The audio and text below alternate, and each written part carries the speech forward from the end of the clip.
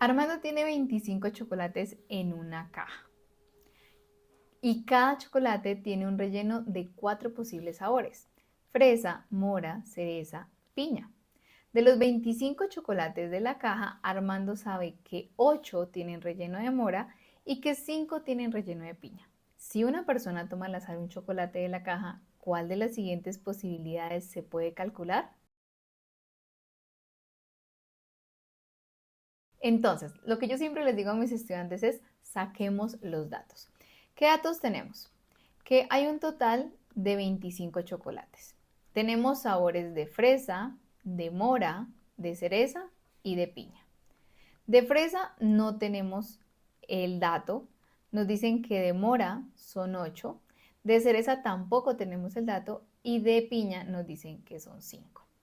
Las posibilidades de las cuales nos hablan aquí es de la probabilidad. ¿Cuál es la probabilidad que se puede calcular? Entonces, aquí debemos recordar algo súper importante y la voy a escribir con otro color, que es que la fórmula de la probabilidad se calcula como el número de eventos o elementos favorables sobre o dividido, ¿verdad?, entre el número de elementos totales. Entonces, ¿qué es algo favorable? Algo favorable es lo que yo quiero que salga o lo que yo no quiero que salga. Ejemplo, vamos a mirar este de acá. A, la probabilidad de que el chocolate tomado no tenga relleno de fresa. Entonces, alguien me va a decir: profe, pero es que no tenemos el dato de la fresa. ¿Qué pasaría si, por ejemplo, tenemos el dato de la cereza? Tenemos que la cereza son 10. Entonces, que no tenga relleno de fresa. ¿Cuál es mi evento favorable? Pues que al yo sacar un chocolate no sea de fresa. Puede ser de mora, de cereza o de piña. Siendo así, yo tengo que sumar los de mora, los de cereza y los de piña. Este sería mi evento favorable, sin tener el número de las fresas. Y ahí estaríamos ok. Pero aquí no tenemos el de la cereza. Así que no podemos hacer este cálculo.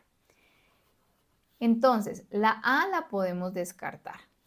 A descartada. B, la probabilidad de que el chocolate tomado tenga relleno de fresa o relleno de mora. Aquí sí o sí necesito saber cuántos son los de fresa, pero pues no lo sé, ¿verdad? Y aquí sí o sí necesito saber cuántos son los de mora. Los de mora sí sé que son 8.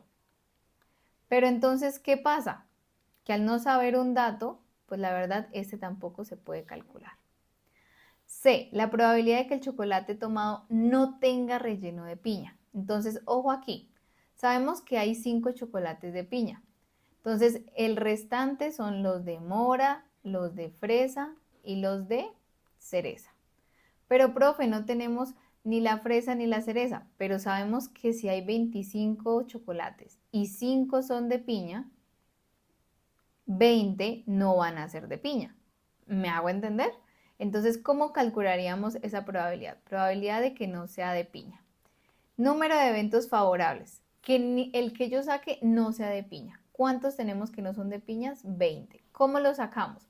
Sabemos que 5 son de piña, entonces 25 menos 5 de piña, el resto son de cualquier otro sabor. Lo importante es que no sea de piña. Así que 20 y el total sería 25. Esta probabilidad sí la puedo calcular. Sí la puedo calcular. Entonces la respuesta correcta es la C. La última es la probabilidad de que el chocolate tomado tenga relleno de cereza o de piña. Bueno, aquí la cereza tampoco tenemos el dato, así que ya sabemos cuál es la que es verdad. Consejo de este ejercicio: sepan muy bien este dato, esta fórmula.